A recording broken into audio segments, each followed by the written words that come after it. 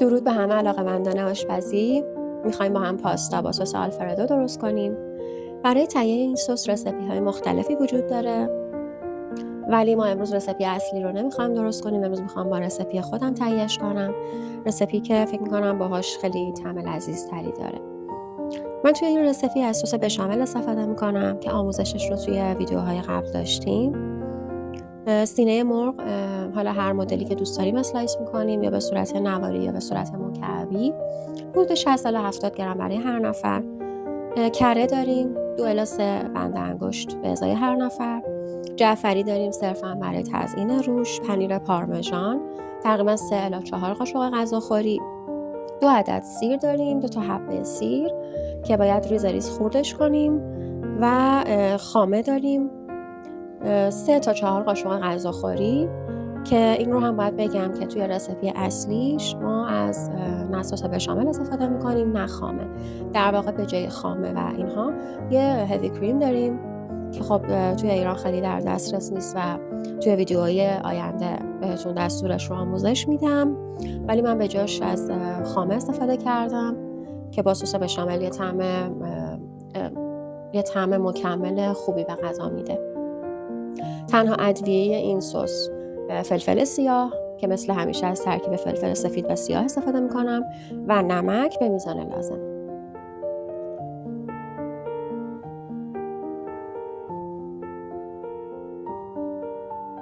برای پاستاش من از پنه ریگاتا استفاده میکنم. میتونیم هم با فتوچینی درست کنیم، فرقی نمیکنه، سلیقه‌ای هست. به ازای هر نفر حدود 110 الی 120 گرم پاستای خشک لازم داریم. و برای طعم نهاییش من از سس گلوریای تند استفاده میکنم و موقعی که میخوایم سرو کنیم میریزیم روی غذا، چون اگر توی غذا در واقع جوش بزنه یه حالت تلخی به غذا میده. به همین خاطر من اینو در انتها روی غذا یه چند تا قطره اضافه میکنم برای اون تندی و طعم خوبی که داره. بریم که با هم درستش کنیم. با خرد کردن سیر شروع میکنم. سیر رو تا جایی که امکان داره مثلا خودمون چاپ میکنم.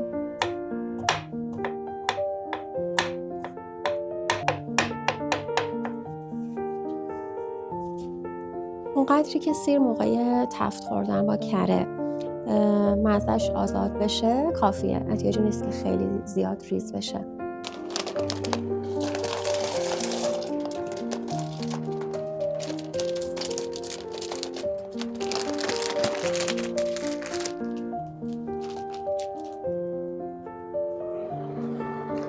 پاستا رو که اضافه کردم فوراً همش میزنم که به هم نچسبن.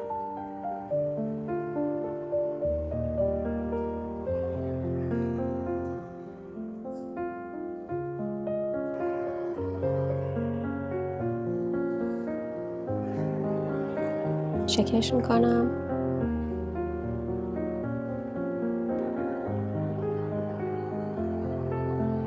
به این درجه از نرمی که رسید پخته، از روی حرارت برش میدارم.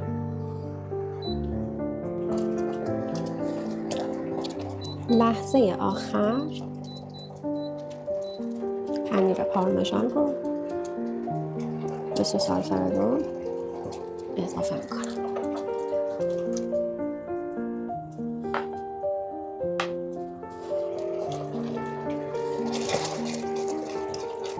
و قبل از اینکه خیلی غلیظ بشه پاستای آبکش شدن رو بهش اضافه میکنم.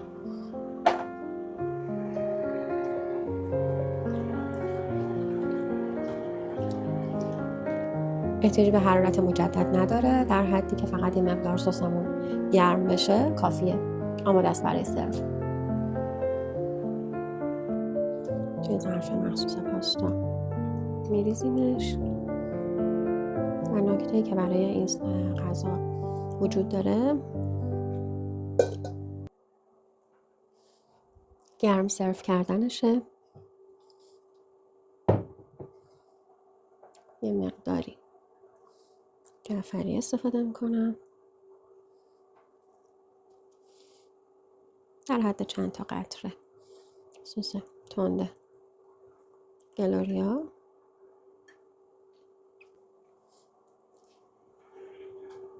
یه مقداری هم پنیر پارمژان.